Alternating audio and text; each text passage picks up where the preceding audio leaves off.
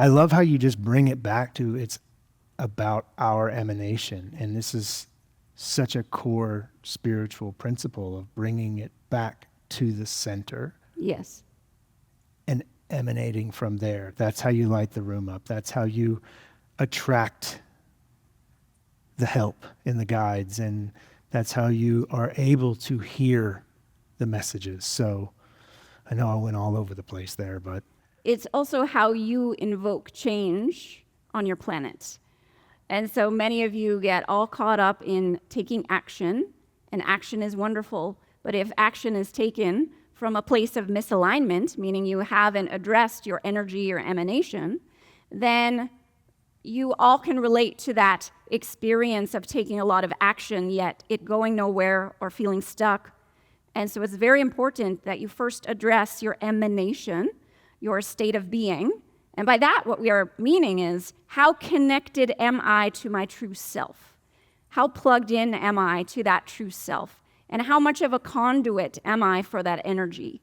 And that begins in moments of silence by yourself. Because, of course, you have to be able to witness where you are and witness what's arising in your human construct before you can shift it, change it. So that's where it begins. So we always say, in the beginning, you focus, again, even in this interaction, we began with asking you to draw your attention towards yourself.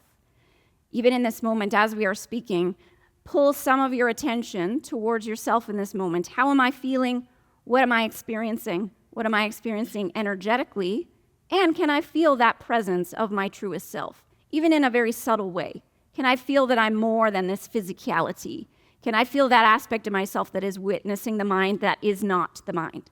Can I do that? This is how it begins. And then you build from there. You move forward from there.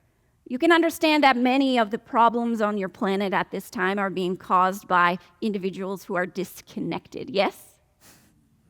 And so what would your planet be like if everyone started at the beginning with cultivating and creating a connection to their true identity, their soul, this aspect of themselves that is pure light, pure love, pure joy, pure freedom, pure passion, pure aliveness, pure vitality? What would it be like to connect with that first, to anchor that energy in the energy body, and then take action? And so the question in this moment is, can you feel the difference? Can you feel the difference? And if you can feel the difference, then you understand what we are speaking of and how important it is. You know, Cryon just talked about, wake up in the morning, put your feet on the floor and start. That's it. It's about starting from within before any action. That is the practice. Yes. That is how we emanate and change the world around us. Yes. I love it. Authenticity is a really big core aspect of what you teach as Yes. well. And authentic emanation. Yes. The authentic appears to be extremely important, because that is that the amplifier? Is that the lighter fluid? Just talk a little bit about why authenticity is so important in your teaching. Well, we'll begin with the discussion on authenticity by pointing out the feeling that you have in your life or in your body or in your energy body when you are not feeling that you are being authentic or that you are living your most authentic life.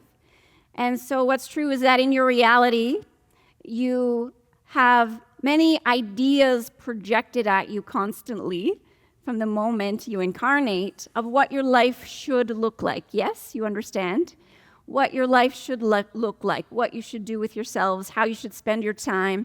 It's broadcasted through your caregivers, through your teachers, through your media. And so understand that this has the effect on, particularly when you're in your younger years, it has this effect of the mind or the mental construct being programmed into a very specific idea of what a life should look like.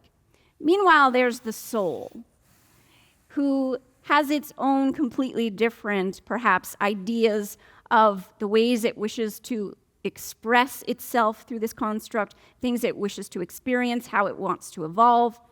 Can you feel how those two things can be very, very different? And so what we would say is that unless you are living from your heart, from your soul, meaning receiving the guidance, the wisdom, the direction from your soul, and then taking action on it and creating your life from that heart-centered place, we'd say unless you are doing that, there will be an experience of dissonance, meaning something doesn't feel quite right. And you could be living the life that everyone around you has told you that you should want and that you should like and that you should appreciate. You could be living that life, and yet why does it not feel right to you? And it's because you're living someone else's life. You're not living your own life. And so in regards to authenticity, all that means is that you are tuning into your soul for guidance, and you are creating your life from that guidance. You're taking action, you're moving forward, making decisions from that place, not from your programmed, conditioned mental construct of what you should do. Channeling Conference. Empower your ascension. Karen Bell.